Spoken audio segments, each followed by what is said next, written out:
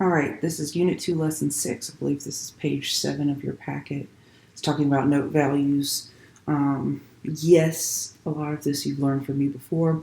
Reading it through is valuable because they teach it in slightly different ways than me, and you might understand what they're saying more than me. So, the placement of the notes on the staff, so how high, how low, third line, first space, whatever, determines the pitch. It's how high or low. It also has to do with frequency. The duration of the note, according to how many beats it lasts, is the rhythm or the duration. Duration is length.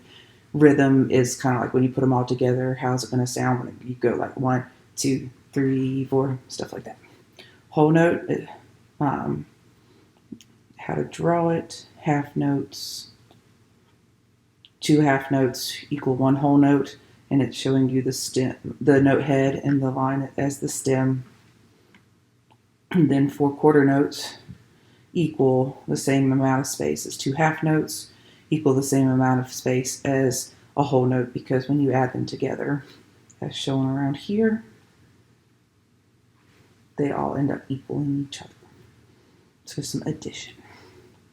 Now, I told you, and I still stick to it, that when it comes to my assignments, I'm not worrying way too much about stems.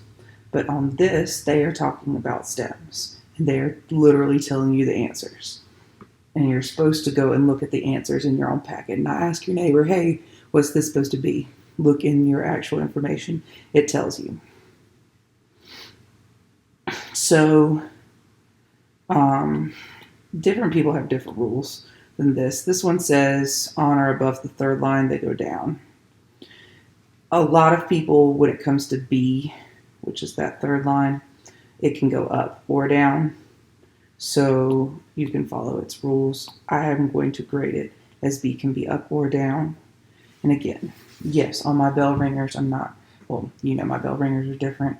I am less concerned about the stems going up and going down, but on this worksheet, since they are literally telling you the answers, go ahead and answer them correctly. The stem length should continue to the space or line with the same letter name above or below. That is very particular, and I understand the reason why they do that. That wasn't really emphasized to me as much. I just try to find like a proportion. Like if the computer printed a note, I try to keep my lines kind of the same. They definitely shouldn't all, like, you see how these kind of slope up, these slope up. That is what I try to do when I'm doing them. So yeah. Anyways, fill in the blanks, with the correct number. So it's saying how many of these equal this? How many of these equal that? How many of these equal that? These equal that. These equal that. How many of these equal that? So 4 quarter notes equal 1 whole note. How many quarter notes equal 1 half note? 2. How many whole notes equals 4 quarter notes? Try to keep going. Those questions are a little weird, but they do make sense in the long run musically. You do end up having to add notes together. Has to do, I've shown you a little bit of one before, but it's not really pertinent to what we're doing right now. Draw the stems in the correct direction with the correct length. So that they're asking you to do this. I mean, try it. Don't freak out about that. Since this is right here, I care way more about that. Not many people have messed with me about that. So, anyways, moving on. Draw the stems, correct direction, correct lengths. Write the names between the staff. I ended up writing the bass clef stuff underneath for you, and I do end up, like, it's hard for me in my handwriting to write the full word quarter. So I, like, for this first one, in bass clef, this is a C, and I just ended up putting Q, U for quarter. In bass clef, this is a D, and I ended up writing Whoops, not QU. This is HA. Well, maybe I wrote quarter and half for the first couple and then got, like, I don't want to fit everything in there.